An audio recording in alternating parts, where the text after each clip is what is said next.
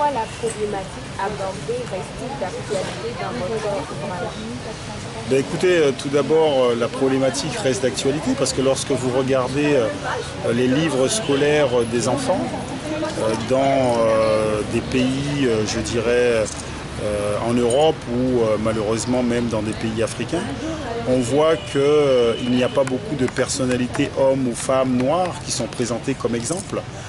Par exemple, en Europe, souvent lorsqu'on raconte l'histoire des populations noires, ça commence par le biais de l'esclavage.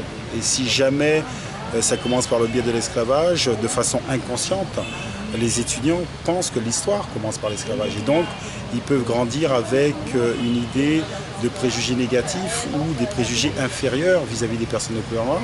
Et je pense qu'il est temps de changer les choses, notamment sur le point éducatif, et donner des hommes, des femmes noirs qui ont fait des choses extraordinaires tout au long de l'histoire, pour permettre de sortir peut-être des prisons identitaires, parfois où nous sommes enfermés, qui seraient les couleurs de la peau. Et je crois que, notamment dans les pays africains, il faut peut-être aider les enfants à développer la chose la plus essentielle chez un individu, l'estime de soi.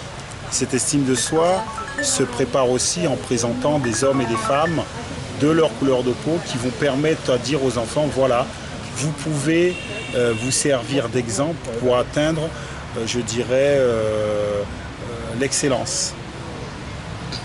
Lilian, s'il vous plaît, vous connaissez Adebayor? Adebayor.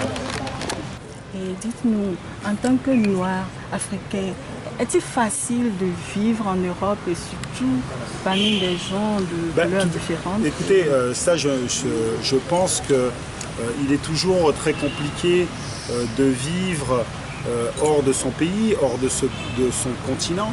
Mais je crois qu'encore une fois, lorsque vous êtes, à mon avis, très bien dans votre peau, vous pouvez vivre n'importe où. Moi, par exemple, je suis français.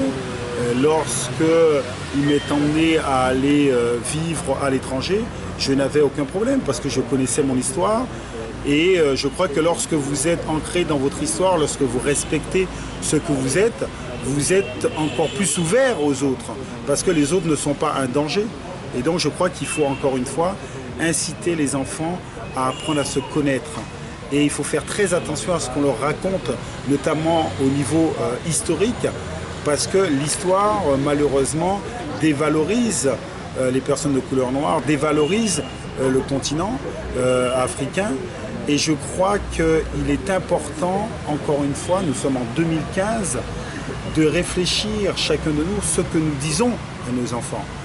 Nous comme parents, nous comme État, nous comme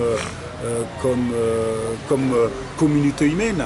Et je crois qu'encore une fois, la première des choses, c'est donner de la nourriture de la nourriture intellectuelle qui pourra emmener les enfants à vraiment se valoriser. Parce qu'encore une fois, si vous ne vous valorisez pas, vous vous mettez en difficulté. Merci.